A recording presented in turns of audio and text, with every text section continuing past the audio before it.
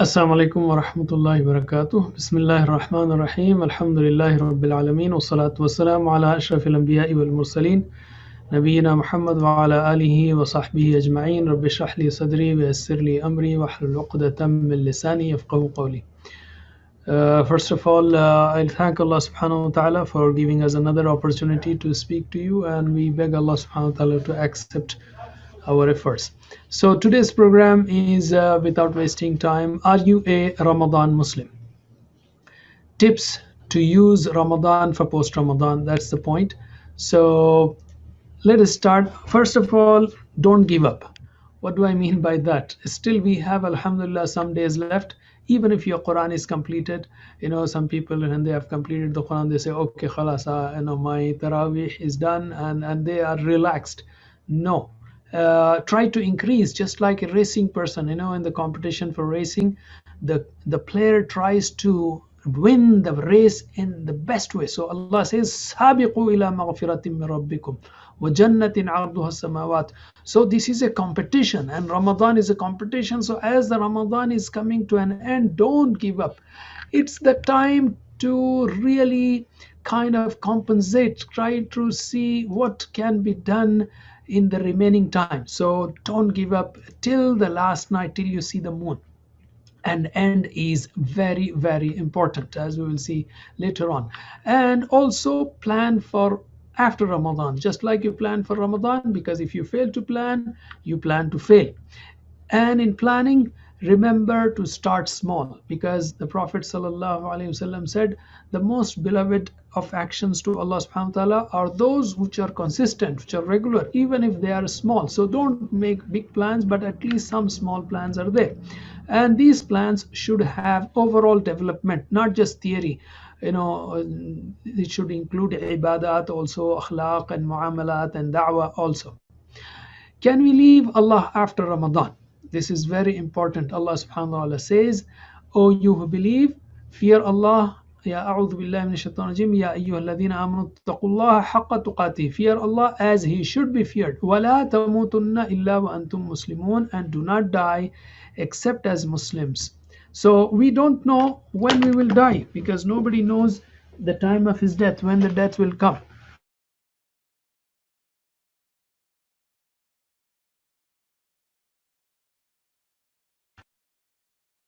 Our best to do good deeds. Allah subhanahu wa ta'ala also says, وَعْبُدْ رَبَّكَ حَتَّى يَأْتِيَكَ الْيَقِينَ, and worship your Lord until there comes to you the certainty. And here the certainty means the death.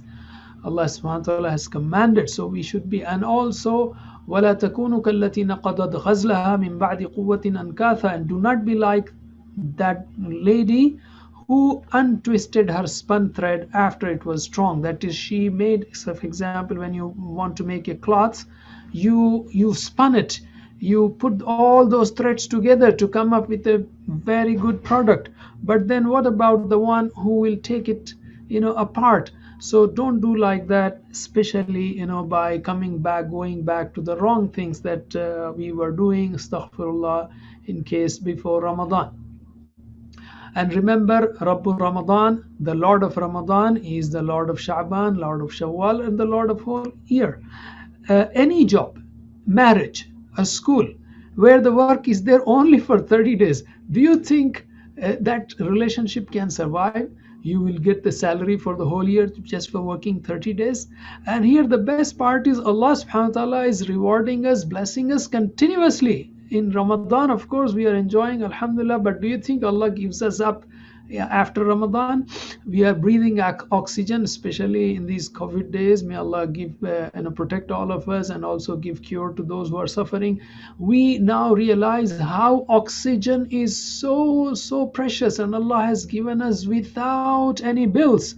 Remember, to get the cylinder of oxygen, what is happening these days, and Allah is giving us without any bills, subhanallah. And Allah is continuously caring for us, being merciful for us, and providing everything. So how can we leave Allah and forget him after Ramadan?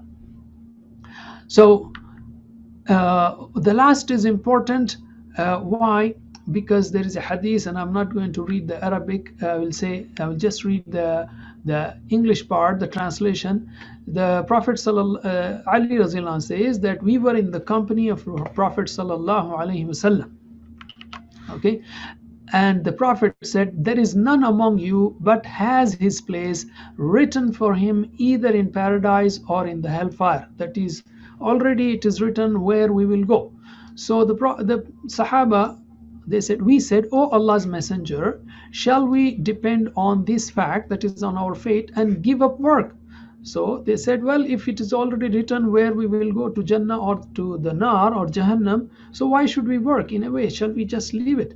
So he replied, the Prophet ﷺ replied, no, carry on doing good deeds, for everybody will find easy to do such deeds as will lead him to his destined place. So whatever we are given the chance in this world, it is from Allah subhanahu wa ta'ala. We have to carry on, because for a good person, Allah will give him chance to do good deeds. It should not be that Ramadan is over, so I leave it and then I go in the other paths. May Allah subhanahu wa ta'ala give us tawfiq. And as I said, the most beloved, pleasing to Allah subhanahu wa ta'ala are those actions which are done continuously, even if they are small, and this is an authentic hadith. So here there is a serious warning. Definitely there will be some who won't be in the next Ramadan on this planet, in our city. There will be many people who will be dead by the next Ramadan, and we don't know if our name is there, among those who will be dead. May Allah subhanahu wa ta'ala give us the best ending. So try to be careful. What are the main benefits of Ramadan? As far as dunya is concerned, the result that is to be looked at in dunya, of course its implication is for the akhirah. Everything we do as a Muslim is for akhirah, but Allah said He has prescribed this Ramadan لَعَلَّكُمْ تَتَّقُونَ, so that you achieve taqwa. So taqwa is something that we want to see it now, and its results, of course, will be in the akhirah. And the second thing is, in terms of akhirah, directly concerned, is forgiveness through siyam and qiyam. The three ahadith: whoever fasts Ramadan, his sins will be forgiven. Whoever does qiyam in Ramadan, does qiyam in Laylatul Qadr. So these are very precious gifts that are related to akhirah as far as Ramadan is concerned, and we beg Allah subhanahu wa ta'ala that we achieve both of them, and still time is there. In Ramadan also we have done some experience-based learning. We know what is hunger, so don't forget the poor, because they stay hungry throughout the year. We were hungry only in Ramadan, but they are throughout the year. They are thirsty, so help them in projects, or keep a part of salary, a percentage of salary for poor, not only in zakat. And we also learned one very important lesson. Don't forget these lessons. Try to think about these lessons, which is spiritual satisfaction. When we do all these worship, we don't get any regret. We really receive true happiness when we obey Allah subhanahu wa ta'ala. Compare this to the feeling when we do something wrong, whether lying, backbiting, cheating, or other acts of sin. After these wrongful or sinful acts, we always feel guilt, even if we get a temporary pleasure, but the guilt is there. So what is the lesson in this? And this is a very important lesson. That is, real happiness is in obedience to Allah subhanahu wa ta'ala in this world too. In this world also, the real peace, the real happiness, the real contentment, even after suffering, after staying hungry, after standing long time in salawat, the real happiness, the contentment, the satisfaction that comes is from submitting to Allah subhanahu wa ta'ala and not in disobedience. So let us try to continue this throughout the rest. Psychologists, they say there are 21 days that are required to change a person's habit. There are 21 days that are required to change a person's habit. So if you want to, for example, get up early, try to stick to 21 days. This is according to modern research, okay? But of course, that research is continuously progressing. Allah subhanahu wa ta'ala has given us 30 days, okay? His programs are always perfect. So for 30 days, He made us fast, He made us pray on time, pray, and do so many things. So remember, we are already oriented to this change, and if we have been regular, and inshallah we hope so, definitely the change must have taken place in our thinking, in our physical, orientation and everything. So we are ready for that change. I mean, we have changed, I would say. So let us continue, and don't say, well, Ramadan is gone, so I don't think I cannot do it. Don't say I can do only in Ramadan, especially when it is not that level of commitment. Like, I mean, we are not asked to fast for the rest of the year. And never be complacent.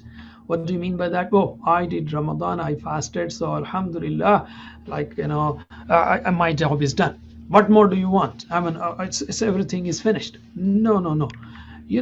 There is a verse in the Quran, it's a very amazing verse. Allah subhanahu wa ta'ala says in Surah Al-Mu'minun, وَالَّذِينَ يُؤْتُونَ مَا آتَوا وَقُلُوبُهُمْ وَجِلَةٌ أَنَّهُمْ إِلَى رَبِّهِمْ رَاجِعُونَ. The translation is, Allah subhanahu wa ta'ala praises those people and says, those are the people who give that which is in charity. They give charity, which they give, and they do good deeds with their hearts full of fear. That is, after giving charity, they are still afraid. Why are they afraid? Well, it is very clear in the hadith. Aisha radiallahu anha, may Allah be pleased with her, asked the Messenger of Allah prayers and sallallahu alayhi wasallam about these people. I say, who are these people? And why are they afraid? After giving charity, why are they afraid? Are they those who commit adultery, drink wine, and steal? I mean, are they criminals? Are they afraid because of their crimes? The Prophet ﷺ answered, no, O daughter of a Siddiq, but they are those who fast. Remember, see the fasting here? The Prophet ﷺ said, they are those who fast. So this hadith is very, very especially relevant to Ramadan also. They are those who fast, they perform prayer, that is even after standing in Taraweeh, they give charity, zakat and others, and fear that this is not accepted from them.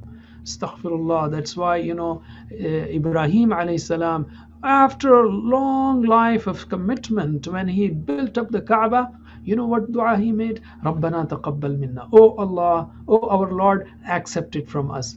See, he didn't say, well, oh Allah, I sacrificed my life, so you should be accepting me. No, no, no, no, no. He said, oh, he's begging Allah subhanahu wa ta'ala, oh our Rabb, Rabbana taqabbal minna. Please accept it from us. Because all our efforts are full of faults, so never be complacent, even in this Ramadan. And of course we must have done a lot of deficiencies, so ask for forgiveness for those deficiencies. How?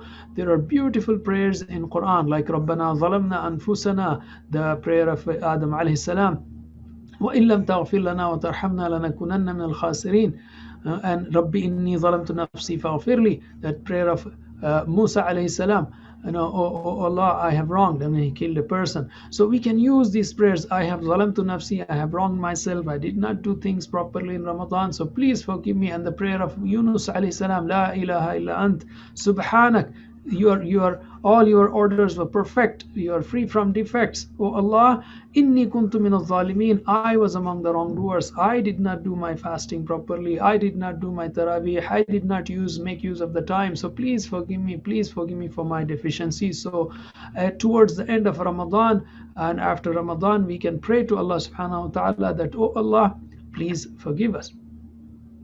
All right, so now I come to some of the main things that we learned in this Ramadan, so that we don't be a Ramadani Muslim, we become a all-time Muslim. So first thing, we learned to fast the whole month of Ramadan. So let us fast. Let us not, as I said, we are now trained. Don't let shaitan tell you, well, Ramadan is over, so I cannot do everything throughout the year.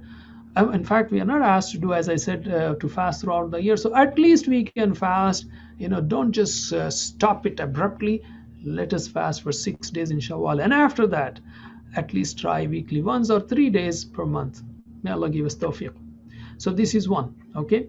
Next thing, we listened to the Quran. We recited the Quran. So after Ramadan, let us not give up to do little tilawah. And as I said in the planning, Allah loves to see, the actions which are done regularly. It's not about how much, it's about how regularly we do it. That is the most important part. So even if, the ideal is we recite one juz, and I also put as my goal, but at least we can recite 3 minutes per day, 5 minutes per day. We have to do that, and we take some time weekly and also daily, even if it is 2 minutes, and weekly, like half an hour, whatever, a program to understand the Quran and also convey it, because the Prophet ﷺ ordered us, "Ballighu anni walau ayah." So we have to think about that. In Ramadan, we learned how to ask Allah subhanahu wa ta'ala. Okay, so continue that, and learn the supplications, and learn the depth of supplications, learn to understand the meanings of supplications, so our supplications, our dua and our dhikr becomes more effective. We learned how to take care of salah, externally, meaning we were there for even the longer ones, the tarawih. So now after Ramadan, at least we should never compromise on fard, and especially stick to, after that, try your best to stick to 12 sunan. And if you're extremely busy, at least pray the first salah. For example, some people just drop Isha because whatever reason, they say, oh, Isha means I have to pray 17. No, you don't have to pray 17. There are many which are optional parts there. Okay, so you can decrease and limit it to sunan and witr, or at least pray the fard. Don't skip the fard. I'm not saying it is allowed, but I'm saying at least don't skip the fard. That is must. And internally, we try to perform salah in a better way, because Allah subhanahu wa ta'ala said, قَدْ أَفْلَحَ الْمُؤْمِنُونَ الَّذِينَ هُمْ فِي صَلَاتِهِمْ خَاشِعُونَ. No, we try to have khushu' in our salah, humble ourselves in salah. But the real, we should not only be having khushu' in salah, but our whole life should be submitting, humbling ourselves in front of Allah subhanahu wa ta'ala, submit to Allah throughout the life. So let us remember that, and that's how that's how salah prepares us. وَاسْتَعِينُوا بِالصَّبْرِ وَالصَّلَاةِ. Seek help from sabr and salah. So, and also here I should add, we learned sabr, okay, in Ramadan, by staying hungry. Even if we felt hungry or thirsty, we did not eat, we did not drink. So we learned, and also we controlled ourselves, our tongues, our eyes, our ears. So we know that now we can control ourselves, and especially those people who used to smoke for 30 days, they have learned how to stop smoking. That's a wonderful training. Or those who are doing other things, they learned. So you have been trained by Allah subhanahu wa ta'ala. It's a gift of Allah. Psychologists and psychiatrists, they do so many programs, they take so much fees to change a person, but here Allah has given us this program and trained us, so let us use it. Spending in the path of Allah, we gave zakah, but Allah gave us a lot, and He keeps giving throughout the year. We give zakah in Ramadan, but do you think if Allah were to give us only in Ramadan and the rest of Ramadan, the rest of the year, if He did not give us any salary, any benefit, any business profit, what would we do? So we should not stop giving money after Ramadan. We need to spend, and Allah subhanahu wa ta'ala says, وَفِي أَمْوَالِهِمْ حَقٌّ. It's a right, لِلسَّائِلِ وَالْمَحْرُومِ. When we give to those people who are poor, deprived, it's not a favor, it's their right in our money, their right in our, whether they are relatives, poor relatives, or poor neighbors, or poor people. So and of course Allah subhanahu wa ta'ala has promised, He's so kind. He doesn't say, well, I gave you, so you should be giving. No, He said, if you give, I will give you many times more. So this is a training that we have to continue. We should keep a percent of salary in different divisions, and also, suppose your salary is limited, may Allah subhanahu wa ta'ala give barakah and bless you a lot more. But in case somebody's salary is limited, he doesn't spend all the money only on eating. He tries to still divide on eating, on house rent, on clothing, on sickness, and so on. So similarly, when we, even if our resources are small, we have to divide our money for relatives, for poor people, and for da'wah work, and for other works, ummas, and for humanity. So we have to spend in all departments. Doing dhikr and dua, we talked about it, that what we have learned we have to continue and remember to do it, especially those du'as which are taught by Prophet ﷺ, which we used to do, because dua and dhikr prepares us to live in an environment of submission to Allah subhanahu wa ta'ala, always keep reminding us, and they help us thank Allah subhanahu wa ta'ala. And if we thank Allah, because there are so many du'as which start with Alhamdulillah, if we keep thanking Allah, then Allah will give us more and more. La in shakartum la azidannakum. If you thank, I will surely give you more and more and more. And we have increased our awareness, of taqwa. Hopefully we should be avoiding sins of the tongues, of ears and eyes.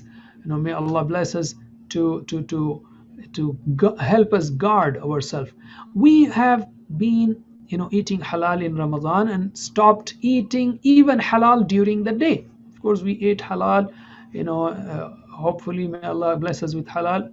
And there's a beautiful dua, Allahumma aghnini bihalalika an haramik, for iftar and suhoor. But we stopped eating halal even during the day as per the commandment of Allah. So what has it taught us? That we should be avoiding haram during the day. In fact, right after the ayat of Ramadan, Allah subhanahu wa ta'ala says, وَلَا تَأْكُلُوا أَمْوَالَكُمْ بَيْنَكُمْ بِالْبَاطِلِ. Don't eat others' money in a wrong way. So let us have this lesson also extended for the rest of our life.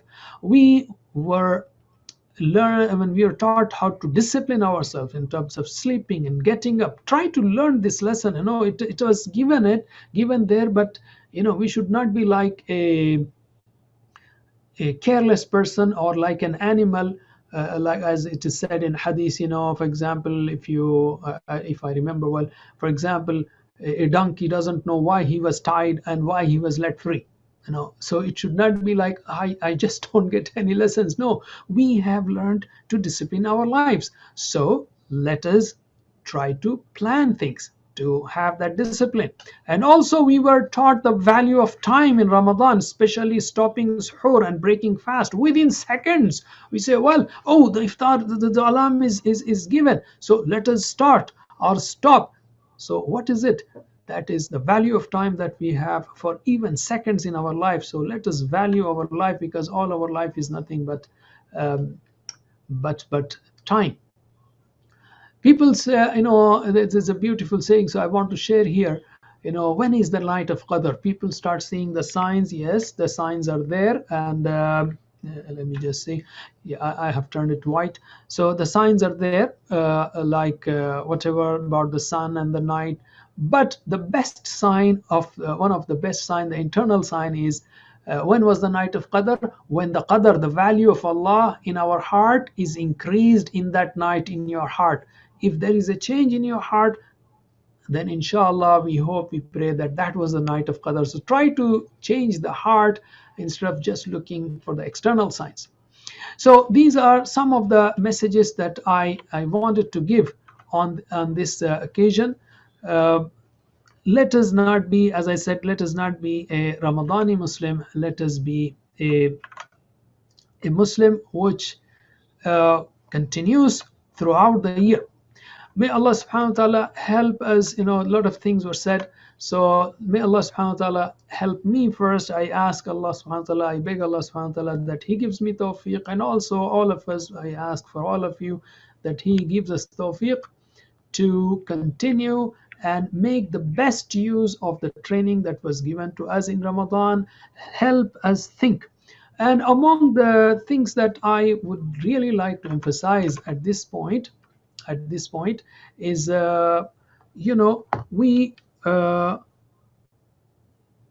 we celebrated this month also as a month of Quran. Shahru Ramadan alladhi unzila fihi al-Quran. And this is the book which I don't have to say many things. In fact, We have been hearing this, like the best of you is the one who learns the Quran and teaches it.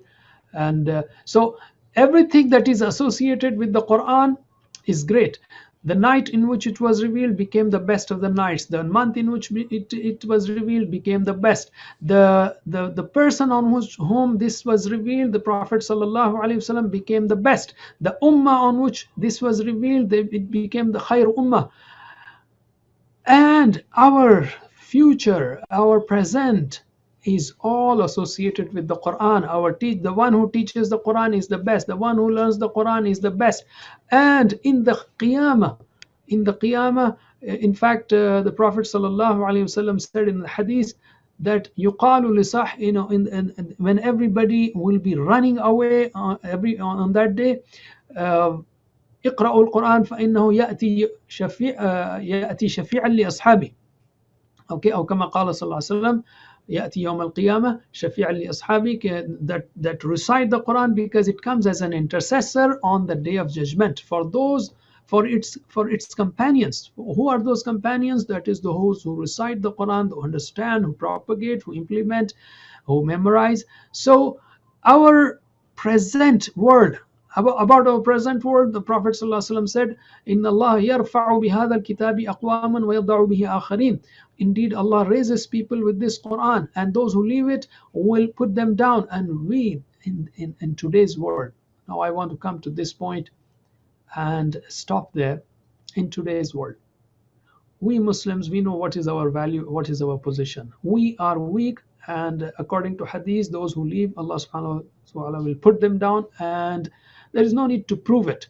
When we had stuck to Quran, the Sahaba radiallahu anhu, as Muslims, we were the best. For 1,000 years, Allah subhanahu wa ta'ala gave us the superiority in this world. We are not looking for superiority in terms of controlling others. No.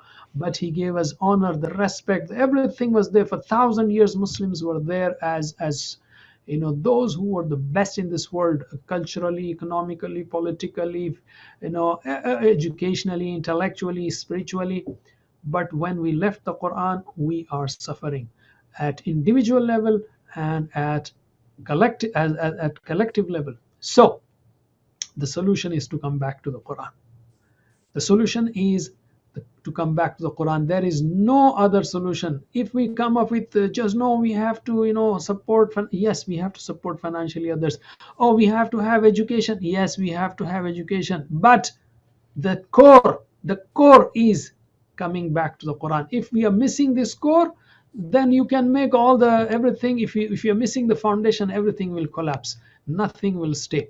And when the Prophet has prescribed this, there is no better prescription. If we still try to neglect it, try to be careless, try to kind of overlook, well, Allah knows our attitude. In that case, nothing good will come. So let us plan to stick to the Quran by, first of all, reciting it properly, regularly, and understanding it.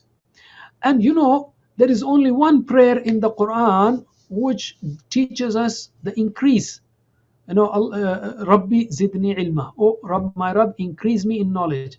We are not taught to increase our salawat. In the sense, oh Allah, help me do more and more fasting, more and more praying. No, increase me in knowledge, because once you have knowledge, then shaitan will not be able to attack, and we will be able to stay, and even we will be able to commit better to Islam, to the practices of Islam. Our heart will be much more attached to Allah subhanahu wa ta'ala. With these words, I stop here, and jazakumullah khair. Wassalamu alaikum.